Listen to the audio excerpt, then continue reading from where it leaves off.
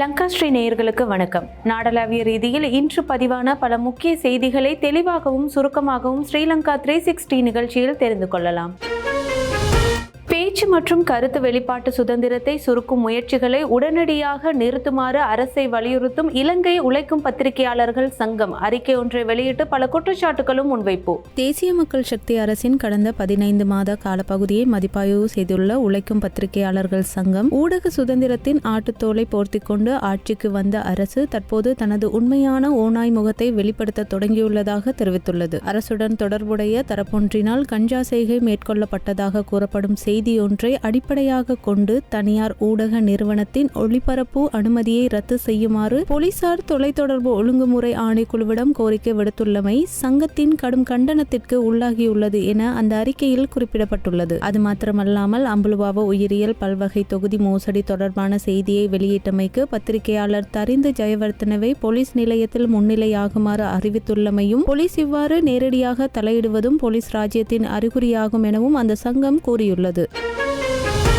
ஆழி பேரலை மற்றும் டிட்வா சூறாவளி அனர்த்தத்தினால் உயிரிழந்தோரை நினைவு கூர்ந்து நாடாளுமன்ற உறுப்பினர் நாமல் ராஜபக்ஷவின் வீட்டில் இன்று நடத்தப்பட்ட விசேட பிரார்த்தனைகள். கொழும்பில் உள்ள அவரது இல்லத்தில் இன்றைய தினம் தனது குடும்ப உறுப்பினர்களுடன் இணைந்து இந்த அனர்த்தங்களில் உயிரிழந்தவர்களை நினைவு கூர்ந்து அவர் இந்த பிரார்த்தனைகளை முன்னெடுத்ததாக தெரிவிக்கப்பட்டுள்ளது. சமய வழிபாடுகளின் பின்னர் நாமல் ராஜபக்ஷ தனது சமூக வலைதள பக்கத்தில் நாட்டையே உலுக்கிய ஆழி பேரலை ஏற்பட்டு 21 ஆண்டுகள் நிறைவடையும் இன்றைய நாளில் அந்த அனர்த்தங்களில் எம்மிடமிருந்து பெற்று சென்ற அன்பிற்குரிய மக்களை மிகுந்த சோகத்துடன் நினைவு கொண்டேன் என்று கூறியுள்ளார். அத்துடன் இயற்கை சீற்றங்களுக்கு மத்தியில் நாம் ஒரு தேசமாக மீண்டும் எழுந்து நின்றோம். எத்தனை தடைகள் ஏற்பட்டாலும் பாரிய அபிவிருத்திகள் ஊடாக இந்த நாட்டை மீண்டும் கட்டியெழுப்பினோம் என்றும் கூறியிருக்கிறார். இதேபோன்று இனிவரும் காலங்களில் இத்தகைய பேரழிவுகள் மீண்டும் ஏற்படக்கூடாது என பிரார்த்திக்கிறேன் எனவும் பதிவிட்டுள்ளார். டிட்வா புயலை போன்று மீண்டும் ஒரு சூறாவளி அபாயம். ஆஸ்திரேலியாவின் மேற்கு பல்கலைக்கழகத்தின் பேராசிரியர் ஒருவர் இலங்கைக்கு விடுத்துள்ள எச்சரிக்கை. டிட்வா சூறாவளி போன்று எதிர்காலங்களிலும் பாரிய சூறாவளி ஏற்படலாம் என ஆஸ்திரேலியாவின் மேற்கு பல்கலைக்கழகத்தின் பேராசிரியர் சரித்த பட்டியாராய்ச்சி தெரிவித்துள்ளார். வங்காள விரிகுடாவில் நவம்பர் மாதங்களில் தாளமுக்கம் ஏற்படுவது வழமையாகும். அது சில நேரம் சூறாவளியாக மாற்றமடையும். இம்முறை வங்காள விரிகுடாவில் நவம்பர் மாதத்தில் 2 தாளமுக்கம் ஏற்பட்டது. ஒன்று காலியிலும் மற்றது அம்பாந்தோட்டையிலும் உருவானது. இந்த இரண்டும் இணைந்ததாலேயே சூறாவளி ஏற்பட்டது. இந்த நிலையில் எதிர்காலங்களிலும் பாரிய சூறாவளிகள் ஏற்பட வாய்ப்புகள் உள்ளது. எனவே இது தொடர்பில் முன்கூட்டியே பொதுமக்களுக்கு அறிவிக்கக்கூடிய கட்டமைப்பை உருவாக்குவதே சிறந்த தீர்வாகும் என அவர் தெரிவித்துள்ளார். மீண்டும் திறக்கப்பட்ட நுவரெலியா அக்கல பூங்கா. அபாயகரமான இடங்களுக்கு சுற்றுலா பயணிகள் செல்ல தடை விதித்து காட்சிப்படுத்தப்பட்டுள்ள எச்சரிக்கை பலகைகள்.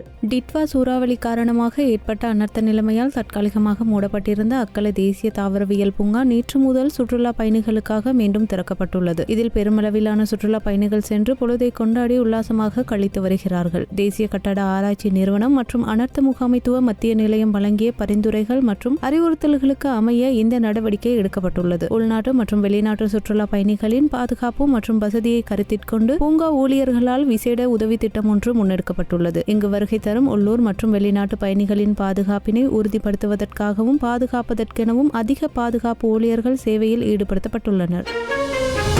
திடீரென இடிந்து விழுந்த மூதூர் மத்திய கல்லூரியின் வகுப்பறை கட்டடம். அதிகாரிகளின் அலட்சியமே இந்த விபத்திற்கு காரணம் என குற்றம் சுமத்தும் பெற்றோர்கள். டிட்வா புயல் காரணமாக ஏற்பட்ட வெள்ள அனர்த்தத்தை தொடர்ந்து திருகோணமலை மூதூர் மத்திய கல்லூரியின் பிரதான வகுப்பறை கட்டடம் ஒன்று நேற்று திடீரென இடிந்து விழுந்துள்ளது. அதிர்ஷ்டவசமாக பாடசாலை விடுமுறை தினத்தில் இந்த விபத்து நேர்ந்ததால் மாணவர்கள் உயிர் தப்பியுள்ளார்கள் என்றும் தெரிவிக்கப்பட்டுள்ளது. இந்த பாடசாலையில் 4 கட்டடங்கள் 60 வருடங்கள் பழமையானது. அதில் ஒரு கட்டடத்தின் ஒரு பகுதிதான் கடந்த ஜூன் மாதம் இடிந்து விழுந்த போது மக்கள் கவன ஈர்ப்பு போராட்டத்தில் ஈடுபட்டுள்ளனர். இதன்போது ஏனைய கட்டிடங்கள் பாதுகாப்பானவை என சான்றிதழ் வழங்கிய கல்வி அதிகாரிகளின் கூற்று பொய்யாகும் வகையில் நேற்று விபத்து நடந்துள்ளதாக பாடசாலை அபிவிருத்தி சங்க செயலாளர் YM சியாம் தெரிவித்துள்ளார். ஸ்ரீலங்கா சுதந்திர கட்சியின் தலைமை பதவியில் உடனடி மாற்றம் வேண்டும் என்கிறார் தயாஸ்ரீ ஜெயசேகர. தற்போதைய தலைவரின் தலைமையில் கட்சியை கட்டியெழுப்ப முடியாது என்றும் வலியுறுத்து. ஊடகங்களுக்கு கருத்து தெரிவிக்கும் போதே ஸ்ரீலங்கா சுதந்திர கட்சியின் தலைமை பதவியில் மாற்றம் மிகவும் அவசியம் என்று நாடாளுமன்ற உறுப்பினர் தயாஸ்ரீ ஜெயசேகர வலியுறுத்தினார். ஸ்ரீலங்கா சுதந்திர கட்சியானது 3 அணிகளாக பிளவுபட்டிருந்தன. நிமல் ஸ்ரீபாலடி செல்வா அணி, தயாஸ்ரீ தரப்பு மற்றும் மைத்திரி குழு என பிரிந்து செயற்பட்டு வந்தனர். இந்த நிலையில் நிமல் ஸ்ரீபாலடி செல்வா அணியும் மைத்திரி தரப்பும் இணைந்துள்ளன. இதனை அடுத்தே விஜயதாச ராஜபக்ஷவிற்கு உபத்தலைவர் பதவி வழங்கப்பட்டது. எனினும் நான் தான் கட்சியின் சட்டப்பூர்வமான செயலாளர் என்று தயாஸ்ரீ ஜெயசேகர குறிப்பிட்டு வருகின்றார். நத்தார் தினத்தில் போலீசாரால் மேற்கொள்ளப்பட்ட சுற்றி வளைப்பு. நாடளாவிய ரீதியில் ஆயிரக்கணக்கானோர் கைது செய்யப்பட்டதாக போலீஸ் ஊடக பிரிவு அறிக்கை. இதற்கமைய நேற்றைய தினம் 29,539 பேர் பரிசோதிக்கப்பட்டுள்ளனர். அவர்களில் கைது செய்ய பிறப்பிக்கப்பட்ட பிடியாணைகளுக்கமைய 179 பேரும், திறந்த பிடியாணைகளுக்கமைய 88 பேரும் கைது செய்யப்பட்டுள்ளனர். இதேவேளை மதுபோதையில் வாகனம் செலுத்திய 322 பேரும், கவனக்குறைவாக வாகனம் செலுத்திய 36 பேரும் கைது செய்யப்பட்டுள்ளனர். அத்துடன் பிற போக்குவரத்து குற்றங்களுக்காக 4,414 பேர் கைது செய்யப்பட்டுள்ளதாகவும் போலீஸ் ஊடக பிரிவு வெளியிட்டுள்ள அறிக்கையில் தெரிவிக்கப்பட்டுள்ளது.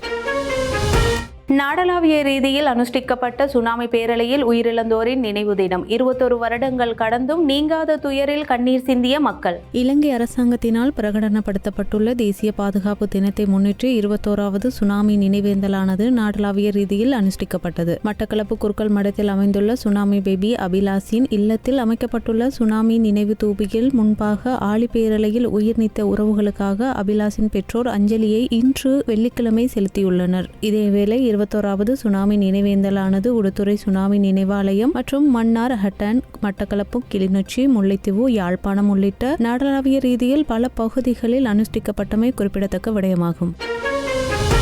சட்டவிரோதமான முறையில் நாட்டிற்கு கொண்டு வரப்பட்ட 86 லட்சம் ரூபாய் பெறுமதியான பொருட்கள். விமான நிலைய சுங்க அதிகாரிகளால் கைது செய்யப்பட்ட 3 இலங்கையர்கள். பண்டிகை காலத்தை இலக்காக கொண்டு கட்டுநாயக்க விமான நிலைய வருகை முனையத்தில் முன்னெடுக்கப்பட்ட விசேட சுற்றிவளைப்பின் போதே இந்த கைது நடவடிக்கை இடம்பெற்றுள்ளது. கைது செய்யப்பட்டவர்களின் பயண பொதிகளில் இருந்து வெளிநாட்டில் தயாரிக்கப்பட்ட 44,000 அடங்கிய 220 சிகரெட் பெட்டிகள், 19 வெளிநாட்டு மதுபான போத்தல்கள், சுகாதார அமைச்சு மற்றும் தேசிய அவ்வளதங்கள் ஒழுங்குபடுத்தல் அதிகார சபையின் அனுமதியின்றி அழகு கலைக்கு பயன்படுத்தப்படும் 430 கொலாஜன் பக்கெட்கள் மற்றும் காலணிகள் மற்றும் வர்த்தக பொருட்கள் என்பன சுங்கம் அதிகாரிகளால் கைப்பற்றப்பட்டுள்ளன. எதிர்வரும் ஏப்ரல் அல்லது மே மாதங்களில் நாடு நெருக்கடியை எதிர்நோக்கும். மக்கள் கவலை தெரிவிப்பதாக முன்னாள் அமைச்சர் ரொசான் ரணசிங்க தெரிவிப்பு. இது தொடர்பில் அவர் மேலும் தெரிவிக்கையில், தான் சந்தித்த மக்கள், அரசியல்வாதிகள் மற்றும் அதிகாரிகள் நாடு நெருக்கடியை சந்திக்கும் என கூறுவதாக அவர் தெரிவித்துள்ளார். தனிப்பட்ட ரீதியில் இந்த நாடு நெருக்கடியை சந்திப்பதை தான் விரும்பவில்லை என்றும் அவர் குறிப்பிட்டுள்ளார். இந்த நாடு விழுகின்றது என்றால் உண்மையில் மக்களே அதன் பாதிப்புகளை எதிர்நோக்க நேரிடும் என்றும் அவர் தெரிவித்திருக்கிறார். எனவே அரசாங்கம், எதிர்க்கட்சி உள்ளிட்ட அனைத்து தரப்பினரும் ஒன்றிணைந்து நாடு நெருக்கடிக்குள் செல்வதனை தடுக்க வேண்டும் என்றும் வலியுறுத்தியுள்ளார். இதுபோன்ற செய்திகளை உடனுக்குடன் தெரிந்து கொள்ள லங்காஸ்ரீயின் யூடியூப் தளத்துடன் தொடர்ந்தும் இணைந்திருங்கள்.